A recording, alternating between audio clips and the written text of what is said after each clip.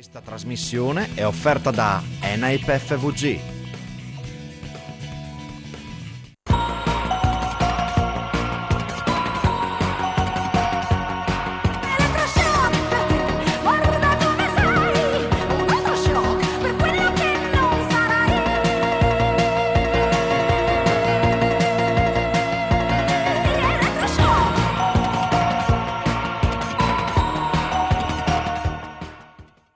A tutti voi buonasera, ben trovati a questo nuovo appuntamento in diretta con Elettroshock.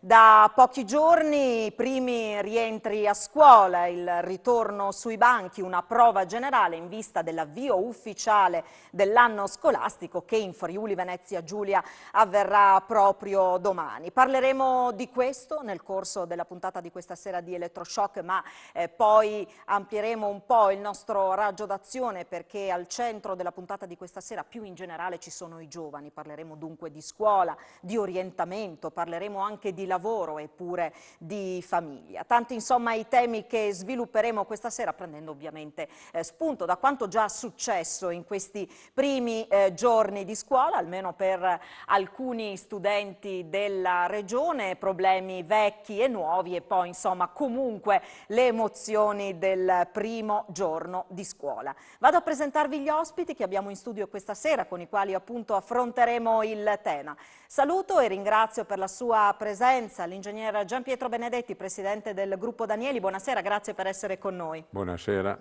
Un ringraziamento speciale anche all'assessore regionale all'istruzione e al lavoro Alessia Rosolain, grazie per essere con noi. Grazie a voi. Allora, parto proprio da lei, Assessore. Abbiamo detto un po' prove generali in questi primi giorni della settimana per l'avvio dell'anno scolastico, il secondo all'insegna ai noi del Covid. Un po' di rodaggio è già stato fatto l'anno scorso, i più preparati sembrano essere i ragazzi che poi alla fine sono quelli che affrontano tutto più serenamente, restano chiaramente le preoccupazioni degli adulti, che siano genitori o insegnanti, le preoccupazioni e magari gli scontri a livello sindacale e politico, però insomma c'è il primo giorno di scuola. C'è il primo giorno di scuola ed è vero, restano le preoccupazioni. Io credo che l'amministrazione regionale dalla fine di maggio di quest'anno si è impegnata solo per garantire il rientro in classe al 100% e il riavvio delle lezioni per i ragazzi delle scuole secondarie di secondo grado, quindi delle superiori, perché le altre ordini e gradi di istruzione già l'anno scorso, con tutte le difficoltà del caso, hanno avuto una continuità formativa e educativa all'interno delle scuole. Dicevo, c'è paura, anche se sono convinta che sulla carta, anche in tutti i retropensieri e le paure che noi abbiamo cercato di mettere in atto tutte le azioni che si potevano mettere in atto. Dalla parte della sorveglianza sanitaria ai monitoraggi della sicurezza sanitaria a tutti gli interventi legati al sistema dei trasporti. So già che ci sono ovviamente preoccupazioni forti rispetto alla presenza e agli assembramenti legati al tema dei trasporti, che abbiamo condiviso con i prefetti, con la protezione civile, con i sindaci per l'utilizzo anche del personale della Polizia Municipale. Siamo intervenuti in maniera importante con fondi a sostegno per i docenti, per il personale ATA, per il personale tecnico a supporto della didattica digitale, e quando parlo di didattica digitale tengo sempre a sottolineare che il passaggio è molto importante, diverso da quello che è stato nel corso degli anni. L'utilizzo delle risorse e degli strumenti che i ragazzi hanno avuto e potuto fare nel corso di quest'anno e mezzo credo sia un patrimonio importante di conoscenza al quale non devono in alcun modo rinunciare. C'è stata su questo fronte sicuramente un'accelerazione obbligata, perché questa è la verità, ma c'è stata comunque un'accelerazione su questo fronte, quindi un'eredità positiva, diciamo così, nel mondo della scuola da questo punto di vista c'è. Affronteremo sicuramente tutti questi argomenti nel corso di questa puntata. L'ingegner Benedetti chiede una cosa diversa. Quali sono le emozioni del suo primo giorno di scuola? Che cosa si ricorda dei suoi primi giorni di scuola? Delle elementari, delle medie, di quali giorni Ma di in scuola? generale, perché poi ognuno in fondo conserva dei ricordi di quando Sì, era ma in piccolissimo. generale credo che tutto sommato, come per tutti, è una festa perché si incontrano gli amici, si comincia una vita nuova, interessante, quindi una vita sociale, bene direi. Forse più di una volta perché in città andavamo a scuola a piedi, quindi alle elementari probabilmente ci davamo troppe cartellate addosso, ma era un divertimento. Oggi portati, presi così, è un momentino, la cosa è cambiata, direi che meno sociale,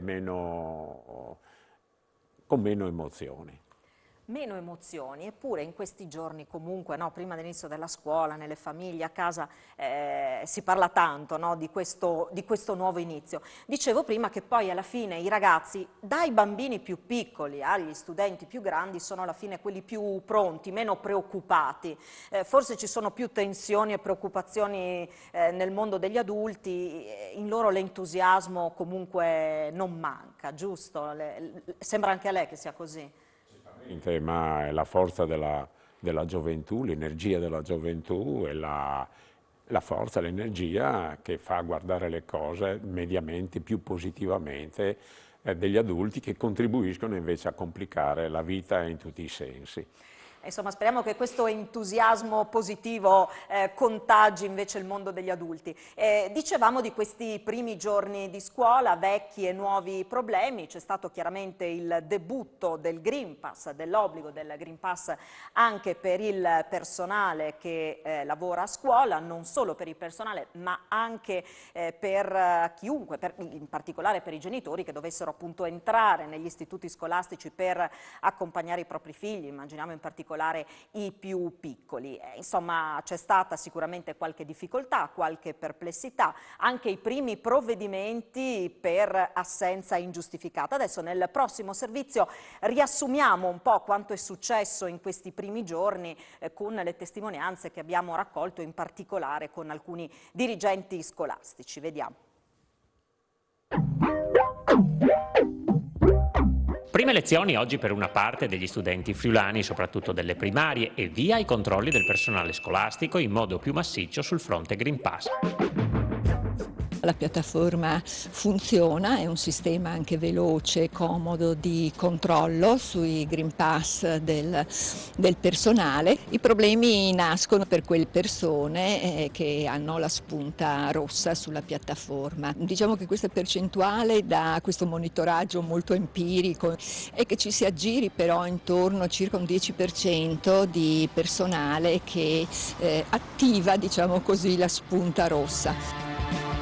Abbiamo avuto un unico caso di una persona che non ha il Green Pass e non si è sottoposta al tampone, quindi ha dichiarato di non voler presentare il Green Pass e quindi purtroppo è scattato il provvedimento di assenza ingiustificata. Noi non siamo a conoscenza del dato esatto perché i ragazzi non sono tenuti a comunicare i nominativi di coloro che si sono vaccinati, però in modo informale sappiamo che l'adesione è stata davvero massiccia.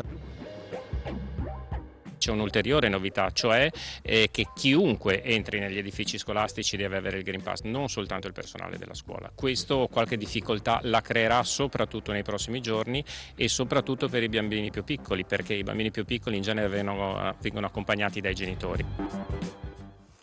Partiamo da qui, Assessore Rosolin, c'è preoccupazione appunto per i genitori che dovranno entrare, pensiamo alle scuole dell'infanzia, al primo anno della scuola primaria, che dovranno entrare nelle scuole per accompagnare, far ambientare i propri figli, e tra i dirigenti scolastici c'è un po' di preoccupazione, ovvero c'è la possibilità che si presentino genitori senza Green Pass e c'è il timore che qualche confusione si possa venire a creare. Beh, innanzitutto credo che un genitore anche in assenza di Green Pass deve comunque assumersi la responsabilità non solo nel confronto di suo figlio, nei confronti della sua scelta, ma nei confronti di tutti gli altri bambini presenti in una scuola. Gli asili nido sono iniziati il 1° di settembre, la conversione del decreto legge successiva. ha creato qualche problema, ma non abbiamo segnalazioni importanti di come dire, blocco dell'attività legata a atti che reputerei in questo caso, trattandosi di bambini e trattandosi di legge, che reputerei di arroganza o comunque sia di imposizione di idee diverse, e questo è un dato. Rispetto al personale della scuola, la parte che ovviamente preoccupa è quella legata soprattutto al personale che entra in servizio ora, che magari entra in servizio con un contratto a tempo determinato, che nel frattempo non si è vaccinato. Oggi la Presidente dell'Associazione Nazionale Presidi ci parlava anche in commissione di questo 10%. Io spero sempre che la responsabilità del ruolo educativo che un insegnante ha prevalga su qualsiasi altro tipo di diversa manifestazione. Staremo a vedere quindi che cosa accadrà nei prossimi giorni. Ci sono 5 giorni di tempo, il famoso provvedimento dell'assenza ingiustificata, dopo il quale dovrebbe scattare... Ma ricordiamo sempre che l'alternativa c'è ed è il tampone, quindi non è, come dire, una coercizione rispetto al tema vaccinale. Ognuno è libero di fare, fino a quando non entrerà l'obbligo vaccinale, ognuno è libero di fare le sue scelte, c'è un'alternativa al tampone e quindi quella garantisce il Green Pass. Presidente Benedetti, stiamo parlando adesso di obbligo di Green Pass per il personale che entra nelle scuole, ma chiaramente il dibattito è accesissimo in questi giorni sull'estensione dell'obbligo di Green Pass a tutti i lavoratori. Si era partiti con il pubblico, allargando poi il ragionamento anche al privato. Sì, non favorevole al Green Pass ovviamente. Noi abbiamo avuto un caso recentemente in azienda dove una signora liberamente ha deciso di non vaccinarsi, ma visto che aveva denunciato che ha preso il Covid, abbiamo dovuto mettere in quarantena, come si dice, una serie di colleghi, eccetera, eccetera. Allora, è da dirsi, è giusto questo o no? Se lei guida in stato di ubriachezza, la arrestano, gli tolgono la patente, perché costituisce un pericolo pubblico. Più o meno, io non sono un esperto, mi sembra di capire che siamo nella stessa condizione. Quindi nella scuola, a mio avviso, come nell'azienda o in qualsiasi altra parte, no, c'è il pass, chi non ha il pass non entra. Sarà da riflettere come gestire nel miglior modo possibile chi non può entrare. In una scuola media, lo so per esperienza diretta, ci sono 2 o 3 ragazzini di 13-14 anni non vaccinati e tutta la classe lavora con la mascherina. Giusto, sbagliato?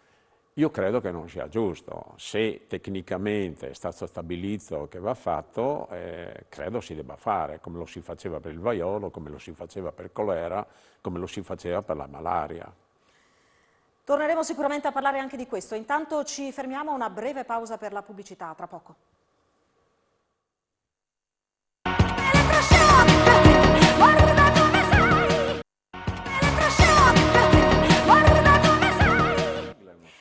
Eccoci di nuovo in diretta con Elettroshock, parliamo di scuola e non solo questa sera. Il tema che stavamo affrontando prima della pubblicità è quello relativo all'obbligo di Green Pass. Siamo partiti naturalmente dalla scuola, dal personale che lavora nella scuola, anche dai genitori che entrano negli istituti per accompagnare i propri figli, ma chiaramente adesso l'attenzione è tutta orientata all'obbligo di Green Pass per tutti i lavoratori, dal pubblico al privato. Andiamo a vedere allora la pagina del Corriere della Sera. Ci sono insomma 2 notizie che attirano la nostra attenzione. Da un lato vedete Israele, il leader Novax morto di Covid in ospedale, incitava alla protesta, non arrendetevi, diceva. E poi il tema appunto centrale, Green Pass obbligatorio per tutti, privati e statali da metà ottobre. Giovedì arriverà il nuovo decreto che dovrebbe insomma entrare in vigore entro la metà del prossimo mese di ottobre. Assessore Rosolen, ci si sta preparando anche in Regione a questa novità, regioni che hanno dato insomma la loro adesione a questo piano. C'è stato l'incontro questo pomeriggio a Palazzo Chigi anche con le organizzazioni sindacali. Era necessario che il governo intervenisse soprattutto per non lasciare da soli i privati in questa battaglia che è una battaglia che deve garantire innanzitutto un tema, che è quello di continuità in tutti i percorsi produttivi e di espletazione dei diritti che ognuno ha, che sia l'istruzione o che sia la salute. Credo che questa sia la strada che si è scelta, la strada maestra, ed è la strada che bisogna seguire. Questo è quello che avevano chiesto le imprese e anche i sindacati, che ci fosse una legge ovviamente che togliesse dalle difficoltà un po' tutti, soprattutto poi chi deve farsi carico anche dei controlli. Insomma. Certo, anche per non, come dire, per combattere in qualche modo la discrezionalità che in qualsiasi altra maniera potrebbe essere applicata anche a danno dei lavoratori. Quindi a tutela di tutto questo è necessario un intervento che sia a monte e garantista e puntuale rispetto a tutti. Ecco, peraltro in questi giorni il Presidente Fedriga ha sottolineato questo aspetto: col Green Pass non ci siano più chiusure, non bloccare le attività produttive, non bloccare la scuola. Questo è una cosa che ha sottolineato più volte, pur ribadendo di non essere propriamente favorevole all'obbligo vaccinale, ma dice insistiamo. Ma è per questo che io continuo a sottolineare che il Green Pass può essere ottenuto anche su libera scelta di una persona che decide di non vaccinarsi. Ripeto, esistono i tamponi certificati che ci garantiscono peraltro anche il movimento rispetto al territorio nazionale e a tutti gli stati internazionali. Non si sale più sugli aerei. Oggi è successo quello che è successo a Ronchi, non ci si muove più senza, al di là di quelle che sono altro tipo di indicazioni. L'alternativa al vaccino esiste, si tratta semplicemente di essere ligi e di applicarla.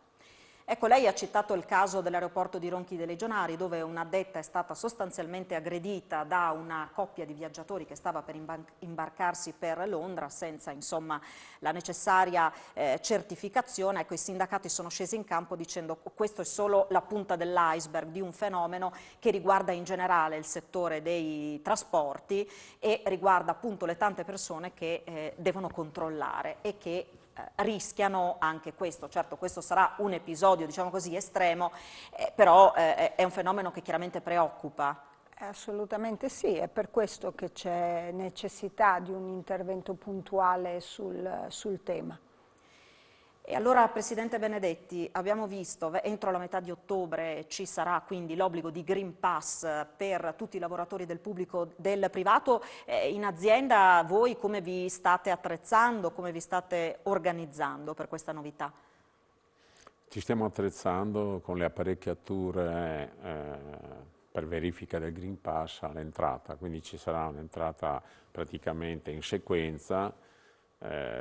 Stiamo lavorando per poter fare qualche programma che se ho il Green Pass oggi non occorre che lo esibisca domani, quindi con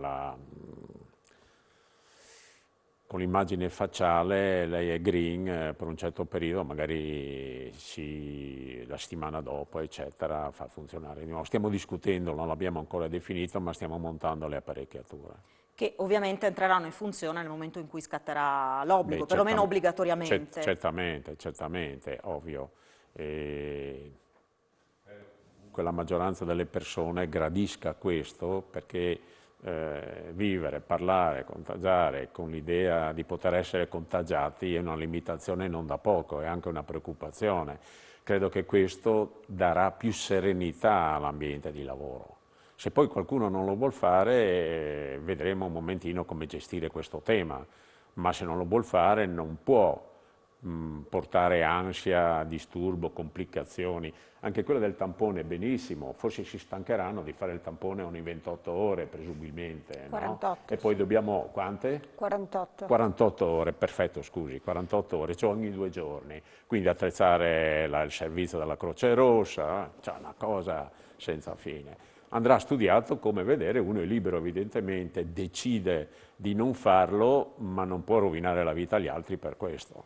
C'è una questione che è stata più volte sollevata in quest'ultimo anno, che è quella della privacy, che insomma, può in qualche maniera ostacolare anche pesantemente iniziative, forse anche come quella che diceva lei, cioè io non chiedo al lavoratore di mostrare il Green Pass quotidianamente all'ingresso in azienda, ma in qualche maniera lo riconosco, c'è il riconoscimento facciale, e per 15 giorni non chiedo più l'esibizione del Green Pass. Questo potrebbe creare qualche problema sul fronte appunto privacy. Credo che abbiamo bisogno tutti di lavorare normalmente, visto che abbiamo stampato un sacco di soldi e che il debito aumenta, io ritengo sia prudente agire per non fermare l'attività sociale nel suo insieme, che credo non potremo sopportare un altro danno come quello passato l'anno scorso. Questo senso di responsabilità dovrebbe un momentino creare delle parentesi, credo io, non sono uno specialista, ma se ritorniamo nella situazione di questa primavera e così via, non so quanti soldi dovremo ancora stampare, quanto debito dovremo aumentare. Se poi ci aumentano fra 3 anni, come sarà gli interessi, invece di pagare l'1% o 0, dovremo pagare il 3%, vediamo un momentino come andrà a finire. Ecco, questa visione responsabile qualcuno ce la deve avere e prendere le decisioni del male minore che una cosa di questo genere può comportare. Assessore Rosolén, privacy che ha creato qualche problema anche alla Regione, insomma ricordiamo che cosa è successo per quanto riguarda gli insegnanti. Il tema della privacy è uno dei temi che sta tenendo banco durante tutta la pandemia. Uno degli aspetti è quello legato sicuramente al software che è stato messo in campo per garantire la presenza degli insegnanti a scuola. Nasce dall'incrocio di dati sensibili del Ministero dell'Istruzione e del Ministero della Sanità. Vi ricordo che ad aprile, mi pare fosse, quando come Regione avevamo iniziato, dato avvio a tutta la campagna vaccinale su richiesta pressante di tutte le organizzazioni sindacali e di tutte le organizzazioni scolastiche, abbiamo dovuto bloccarla nella sua organizzazione e delegarla solo ed esclusivamente al Servizio Sanitario Regionale, proprio perché non era possibile incrociare e garantire i dati. Ecco, più abbiamo... Se diventa un obbligo, cosa c'entra la privacy? È che credo che la privacy c'entri sempre. C'è stato il vicepresidente Riccardi che più volte ha sottolineato come ha usato parole anche molto, molto forti da questo punto di vista, dicendo siamo di fronte ad un'emergenza sanitaria, è da imbecilli, faccio insomma la sintesi, mettere la privacy prima insomma della tutela della salute delle persone. Come non essere d'accordo? È un tema... È il tema che sta tenendo banco da più tempo questo legato ed è quello che ha bloccato, quando non bloccato sicuramente rallentato, tutta una serie di operazioni e di organizzazioni che venivano fatte, penso anche a quelle organizzate con Confindustria, con le organizzazioni sindacali, rispetto a dei percorsi più veloci che si potevano applicare. Scusi signora, posso fare una domanda? Certo. Io guido ubriaco, mi fermano. Vogliono misurarmi il grado alcolico. Io dico no, non è possibile perché è un fatto privato. Va bene? No, chiedo, va bene? Non è una risposta che le forze dell'ordine accetterebbero in caso di controllo. Poi naturalmente continuiamo ad interrogarci su questo tema veramente da tanto tempo, su tanti fronti, perché poi il tema della privacy, soprattutto all'interno delle aziende, insomma, crea davvero tante difficoltà. Scusi signora, secondo me la maggioranza della gente che ha buon senso non crea affatto problemi. Mi sembra che si faccia un po' di panna montata sulla faccenda. Questa è un'impressione mia, comunque vorrei vedere delle statistiche serie sul tema e risulterebbe così. Sarebbe interessante sicuramente indagare anche su questo. Torniamo al tema della scuola, al pacchetto scuola, ne accennava prima Assessore Rosolén, tutte le misure che sono state messe in campo per garantire un ritorno sui banchi in sicurezza. Come si diceva, sono insomma tanti gli aspetti, investimenti sul personale, misure più strettamente sanitarie, e poi c'è ovviamente il tema dei trasporti. Vogliamo un po', ecco, tra l'altro vediamo riassunto in grafica in maniera molto sintetica. Questa è solo una parte dell'intervento fatto dall'amministrazione regionale, da cui è estrapolato il tema dei trasporti, che vale circa 7 milioni di euro, su cui immagino ci sarà successivamente un intervento governativo che al momento non c'è, e in più c'è tutta la partita del monitoraggio della vigilanza sanitaria all'interno delle scuole, che viene svolto con altri fondi regionali messi a disposizione dalla direzione dall'assessore alla sanità.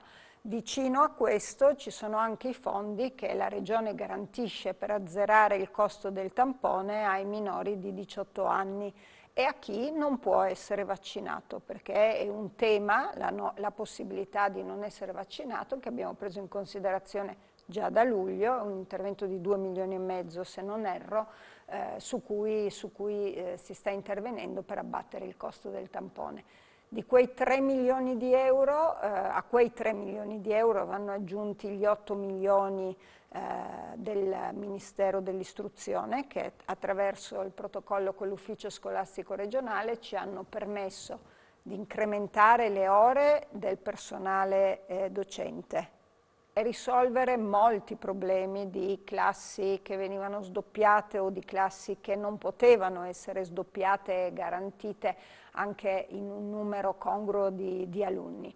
Abbiamo utilizzato quei soldi per tutto il personale ATA, per il personale di sostegno, che è uno dei temi importanti su cui la riflessione va fatta, perché l'intervento cresce in maniera esponenziale di anno in anno. Sulla scuola in ospedale, perché è uno dei temi ai quali noi teniamo di più, lo dico sempre, la Regione Friuli-Venezia Giulia era uno dei fanalini di coda rispetto al servizio di istruzione che veniva dato ai ragazzi nei reparti pediatrici e negli IRCS regionali. In questo momento non solo interveniamo aiutando le scuole a svolgere questo ruolo, ma abbiamo inserito ulteriori fondi, altri 750.000 euro li abbiamo messi proprio per garantire i tecnici informatici all'interno delle scuole di ogni ordine e grado. Siamo intervenuti a coprire i fondi per tutti i patti di comunità richiesti al governo nazionale che non sono stati finanziati dai fondi nazionali, sono altri 100.000 euro, e i patti di comunità sono uno dei passaggi importanti che ci ha permesso di aggredire in senso positivo anche i momenti pandemici più forti. E poi c'è un tema che sta alla base di tutto, e che è quello della mancanza di personale all'ufficio scolastico regionale, negli uffici scolastici territoriali.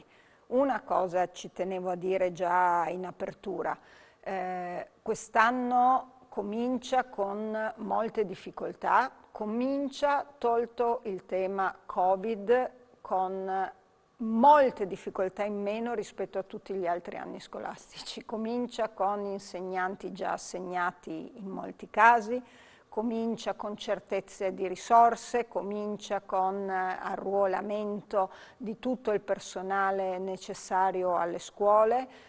Ci sono ovviamente ancora delle lacune, ma chi pensava di poter risolvere solo perché c'è il Covid decenni di trascuratezza nei confronti della scuola italiana, credo siano veramente pochi.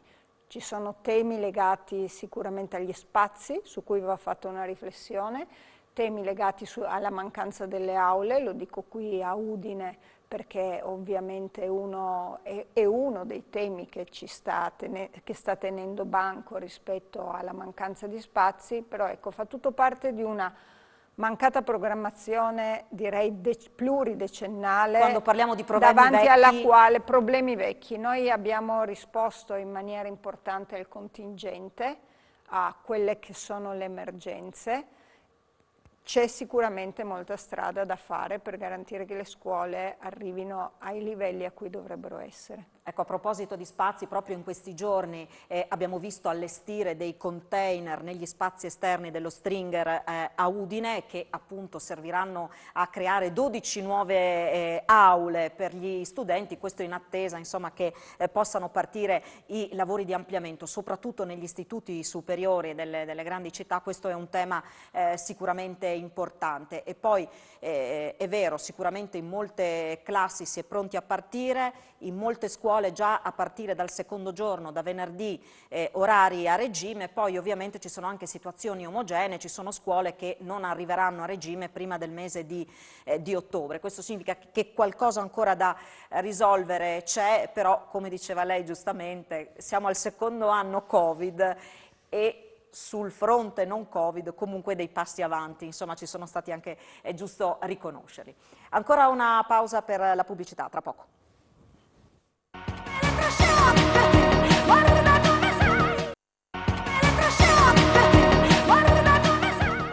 59.483. Ecco, siamo tornati in diretta, stavamo analizzando alcuni dati che credo insomma sia interessante condividere con chi ci segue da casa. Il punto di partenza è stato quello delle classi pollaio. Ci sono alcuni casi nella nostra regione, però ecco, rispetto soprattutto a quello che accade in altre regioni, la situazione è sicuramente molto più tranquilla.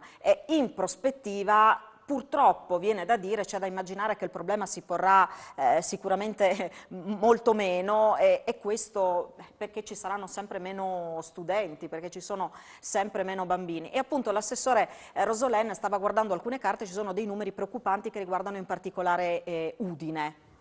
Ci sono dei dati su tutti gli ordini e grado, quindi dalla scuola materna alla secondaria di secondo grado. Ovviamente in tutta la regione abbiamo meno davanti alle varie province rispetto al numero di alunni. Su Udine il dato più importante sono 1660 studenti in meno tra il 2020-21 e il 21-22. Su un totale di quanti studenti? Su un totale quest'anno di 59.483 studenti contro i 61.143 dell'anno scorso. Insomma, in un anno Udine ha perso 1600 ragazzi, ci sono 1600 studenti in meno in un solo anno. È un dato che fa abbastanza impressione. È un dato demografico che fa molta impressione sulla provincia di Udine, comunque sia in tutto il suo complesso, che comunque è la provincia più popolosa. È legato sicuramente al calo demografico di cui fino adesso ci siamo resi conto solo nella formazione delle classi della scuola primaria di primo grado. Già da qualche anno abbiamo iniziato a vederne gli effetti sulla secondaria di secondo grado. Il dato ovviamente ora è in proiezione rispetto soprattutto alle scuole superiori e anche, ci agganciamo a questo, anche semplicemente meramente nella progettazione e nell'immaginazione delle nuove strutture. Sono dati su cui è necessario riflettere non solo ovviamente per quanto riguarda il tema istruzione, ma di conseguenza tutto il tema dell'ingresso nel mondo del lavoro, tutto il tema legato al sistema famiglia, al sistema di welfare. È un allarme che è stato lanciato già da molti anni. Presidente Benedetti, un allarme che lei lancia più volte. Il tema della denatalità sta diventando una questione veramente molto seria in questo Paese e evidentemente anche nella nostra regione. Sì, in azienda lo commentavamo 25 anni fa. Comunque mi sembra di aver capito, non sono uno specialista, che in Italia ci sono circa 7 milioni di studenti, o 7-8 milioni di studenti di ogni ordine e grado, cominciando dagli asili.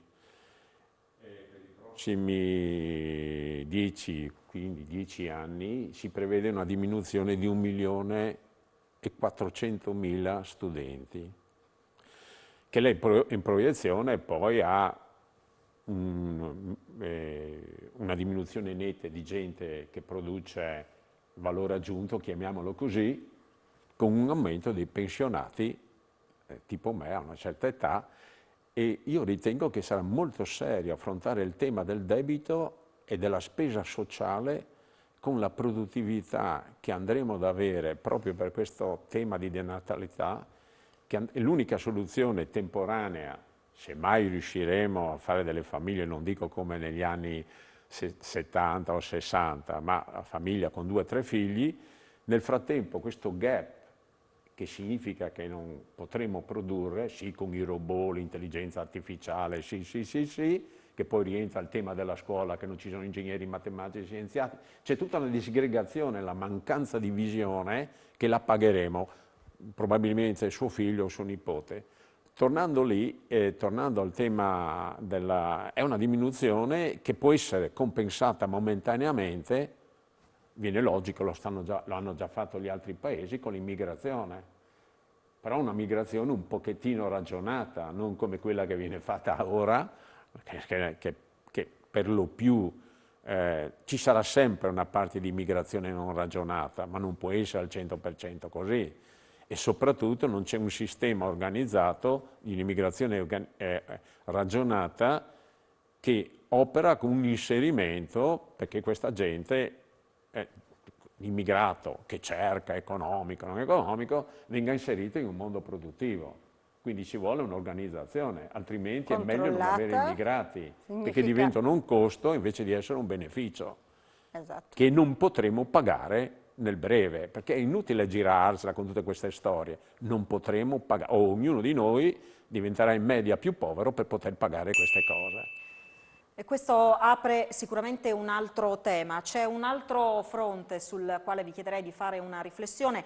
Usciamo per un momento dalla scuola e parliamo dei tanti giovani che non trovano lavoro, addirittura che non lo cercano nemmeno, e dall'altro lato poi le imprese che invece non riescono a trovare lavoratori giovani che siano adeguatamente preparati, insomma qualificati per entrare nel mondo del lavoro. Ci sono figure professionali che non si trovano nel territorio ma che avrebbero appunto uno sbocco immediato nel mondo del lavoro. Allora ci sono alcuni dati, alcune previsioni che vale la pena credo portare all'attenzione. Nella regione le assunzioni previste dalle imprese per il trimestre agosto-ottobre sono quasi 10.000 in più rispetto ad un anno fa. Questa è una elaborazione dell'Ufficio Studi di Confindustria Udine su rilevazioni Excelsior di Unioncamere.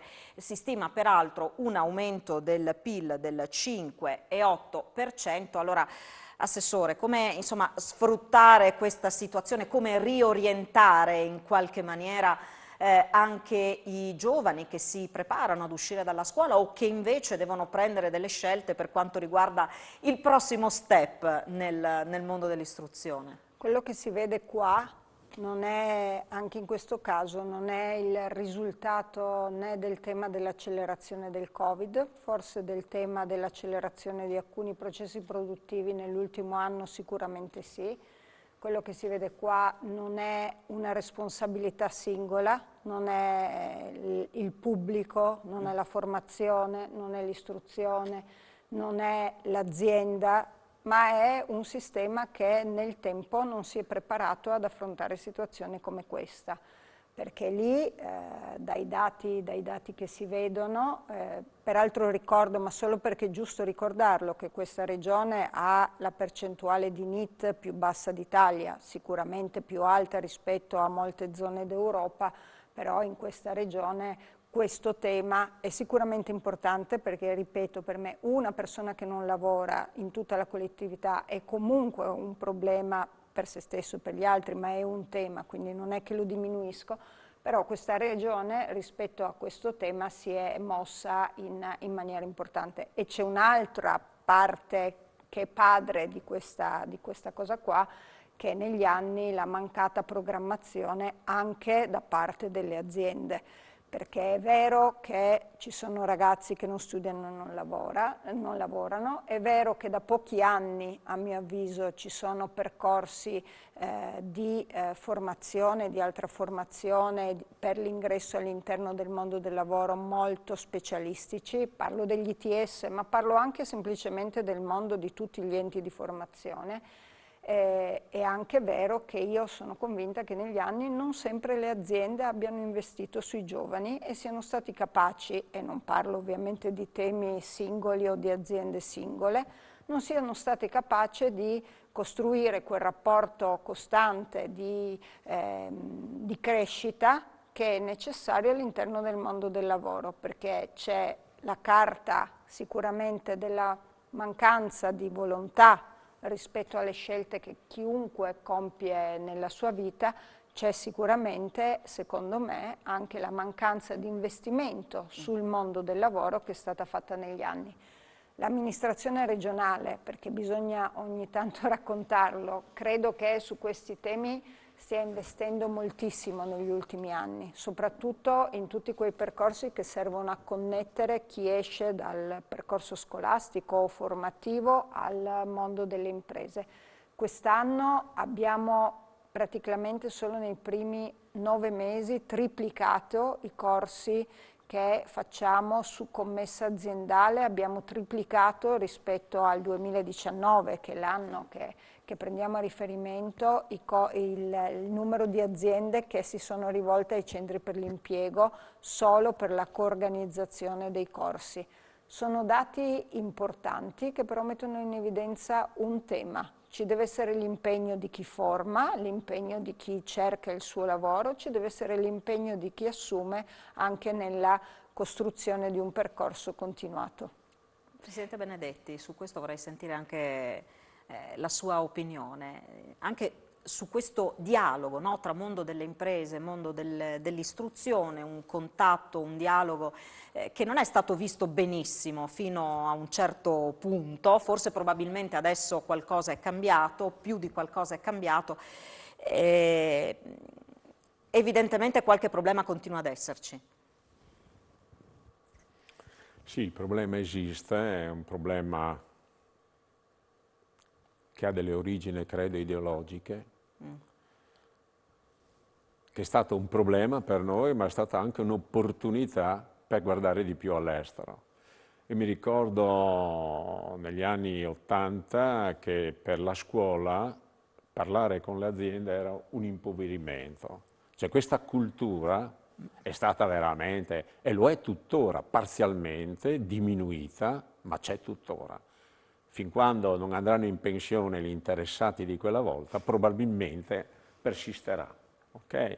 Non sono mai riuscito a capire questa cosa, no? Cioè, invece di fare una collaborazione che sta nascendo, ci sono degli esempi positivi, okay? Che permette poi la scuola, permette all'azienda di offrire opportunità di progetti ai ragazzi, i ragazzi lavorando e i loro docenti, perché abbiamo l'esperienza, perché con l'università, per esempio nel nostro caso, era molto più difficile, era molto più la famosa torre di avorio, non so come la chiamavano e compagnia, ci è sempre stato più facile con l'Istituto Tecnico Malignani e vedere i ragazzi impegnati in un progetto reale, non bla bla, reale, e i loro docenti, la motivazione è stato un fatto eccezionale, insomma è una cosa veramente di soddisfazione e permette ai ragazzi di individuare, di capire dove possono esprimere meglio i propri talenti e all'azienda che li ospita anche aiutarli in questo senso. Quindi l'esperienza, per quanto ci riguarda, che ora comincia anche con l'università, è più che positiva, è un investimento, ma va continuato per motivare, per orientare, eccetera.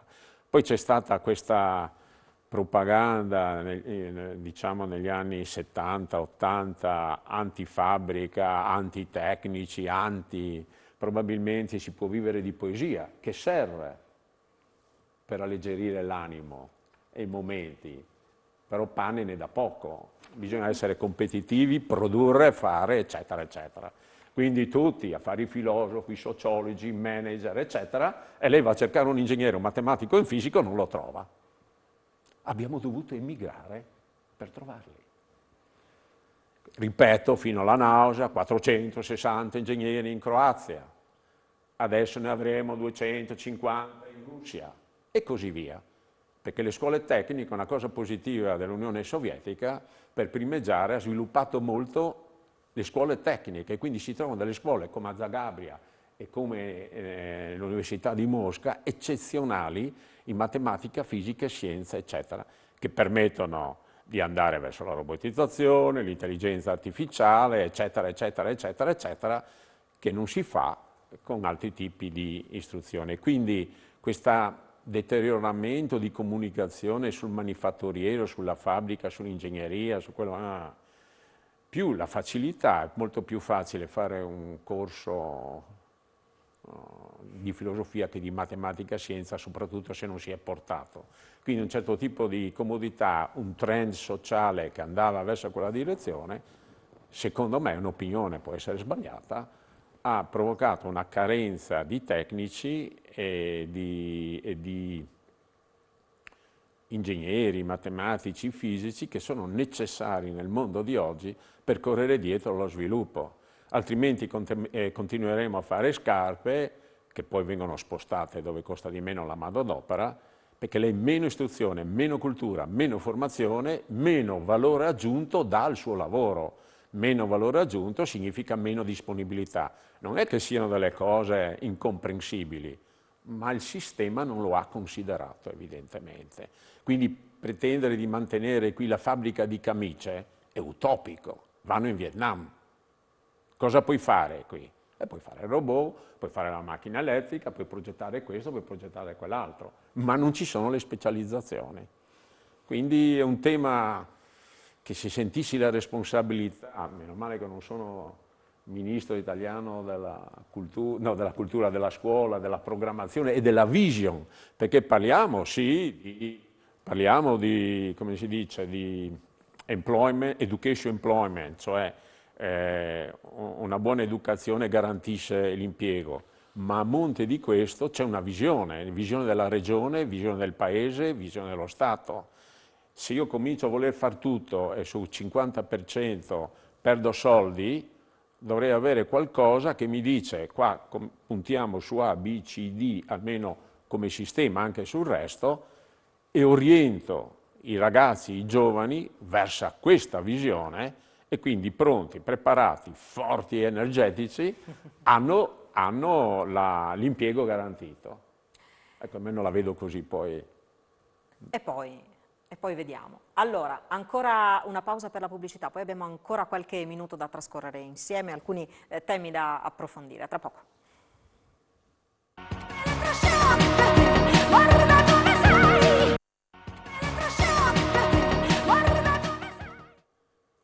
Abbiamo ancora qualche minuto da trascorrere insieme. Durante la pubblicità parlavamo del tema dell'orientamento, un tema chiaramente importante che mette ogni tanto in difficoltà i ragazzi, le loro famiglie, poi insomma ci sono gli insegnanti e poi ci sono i temi dei quali abbiamo parlato prima, cioè questo gap che si viene a creare tra quelle che sono le necessità del mercato del lavoro e quella che è poi l'offerta, quindi la preparazione dei giovani. Assessore, è un tema delicato ma cruciale. È un tema lungo. Io sono convinta che l'inizio dell'orientamento avviene già dalle scuole elementari e deve avere già una sua evoluzione al momento della scuola media. È un tema complicato perché, l'ha detto lei, vede sommarsi tutta una serie di aspettative e anche ovviamente di talento del singolo bambino, il che rende tutto ancora più difficile. L'amministrazione regionale ci lavora, devo dire che ci deve lavorare molto di più, lo sta facendo in maniera più puntuale anche grazie alla collaborazione di tutta una serie di soggetti che ci aiutano. Adesso stiamo per approvare il nuovo piano triennale dell'orientamento, quindi altri spazi di azione che mettiamo a disposizione del territorio. Su questo devo dire, deve iniziare presto e questo è il primo tema. Deve essere accompagnata comunque da una scrematura scolastica rispetto all'offerta che viene data e rispetto a tutta la parte di percorso formativo conseguente. Vedevo i dati prima, sta aumentando ovviamente in maniera importante i licei scientifici, è un dato che ovviamente ci conforta per il lavoro fatto in questi anni. Ci conforta meno il dato, ad esempio, delle iscrizioni STEM all'università quest'anno, che sono scese di più di qualche decina come percentuale. E significa che quello che è stato fatto in questi anni rispetto a un percorso di orientamento puntuale verso alcune materie non ha prodotto gli effetti che avrebbe dovuto produrre. È un dato di riflessione che prova ad aggiungersi a tutti gli altri. Io non sono convinta che io oggi pomeriggio ero all'inaugurazione di una sede di un ente di formazione e parlavano di filiera. Io sono convinta che quando si parla di proiezione nella vita di un ragazzo ci sono tante filiere, non serve, ed è bellissimo, essere necessariamente i migliori ingegneri, si può essere anche un magnifico tecnico diplomato o un tecnico professionale che si è formato in un'altra filiera formativa. L'importante è che l'offerta che viene data sia importante e soprattutto che ci siano percorsi che nella differenziazione tengano conto di quella che è la necessità di questo territorio e dello sviluppo di questo territorio. C'è un tema che avrei voluto approfondire, ma abbiamo pochissimo tempo. Le chiedo solo di accennare, visto che noi abbiamo parlato di giovani, abbiamo parlato di famiglie, la legge sulla famiglia. La legge sulla famiglia, il Presidente oggi è andato a Roma, tra le altre cose, anche a discutere dei patti finanziari. La legge sulla famiglia, che è questo intervento che parte dal tema del declino demografico di cui abbiamo parlato prima e comunque di una strutturazione a sostegno di un modello che, esattamente come la scuola, forse è stato ideologicamente distrutto e colpito nel corso degli anni. La nuova legge sulla famiglia vale solo per il percorso di sostegno di tutta la vita della famiglia, 25 milioni di euro, che vuol dire non un intervento spot solo l'anno in cui il bambino nasce, ma un accompagnamento lungo tutto il corso della vita, che va ad aggiungersi alla dote scuola, che è quella che abbiamo messo su tutto il sostegno per proseguire negli studi. Venerdì 24 dovrebbe andare in giunta con l'approvazione della ragioneria e i fondi a disposizione. Dopodiché inizierà il percorso? Dopodiché io mi auguro che venga approvata tra il mese di ottobre e massimo il mese di novembre, perché stiamo già lavorando ai regolamenti, avendola noi già finita a luglio, alla fine di luglio l'abbiamo predisposta, stavamo cercando tutta la parte di copertura programmata su più annualità, perché è facile fare l'intervento, e stiamo già lavorando sui regolamenti e dal 1° di gennaio vorrei fosse in vigore. Chiedo a tutti e due un'ultimissima cosa, un messaggio che vi sentite di dare ai ragazzi, qualunque anno di scuola o di università frequentino, perché insomma sono stati molto penalizzati in quest'ultimo anno e mezzo, hanno avuto vita davvero dura, ma nonostante tutto, come dicevamo all'inizio, sono sempre capaci di mantenere il loro entusiasmo e di essere insomma positivi. Assessore. Io sono convinta che ogni adolescenza e ogni percorso di vita, di crescita è legato a momenti difficili. Per ognuno di noi ce n'è stato qualcuno, in questo caso è stato un momento difficile dal punto di vista personale ma anche dal punto di vista collettivo. Io sono convinta che abbiamo più bisogno noi di essere sostenuti da qui in avanti, che noi adulti intendo, che dei ragazzi che, come diceva lei, l'entusiasmo legato alla gioventù lo trovano sempre. Per chi non dovesse avere questa fortuna, ovviamente metteremo a disposizione tutto quello che assieme alle famiglie possiamo immaginare. Ingegner Benedetti, anche a lei chiedo un messaggio ai giovani, ai ragazzi, ai ragazzini. Beh, concordo con quanto detto dalla signora Assessore. In più un augurio di divertirsi in genere, di impegnarsi, perché si può. Impegnandosi si può e i vostri sogni possono diventare realtà. Grazie allora all'assessore Alessia Rosolen, grazie all'ingegner Gianpietro Benedetti per essere stati con noi, per aver contribuito a questa riflessione. Naturalmente un grande in bocca al lupo, non solo agli studenti, ma naturalmente anche a tutto il personale che lavora nella scuola e alle famiglie. In bocca al lupo e appunto buon divertimento, insomma, ci si può divertire impegnandosi, questo è verissimo. Grazie ancora, grazie a voi che ci avete seguito da casa, ai tecnici in regia. Alla prossima, arrivederci.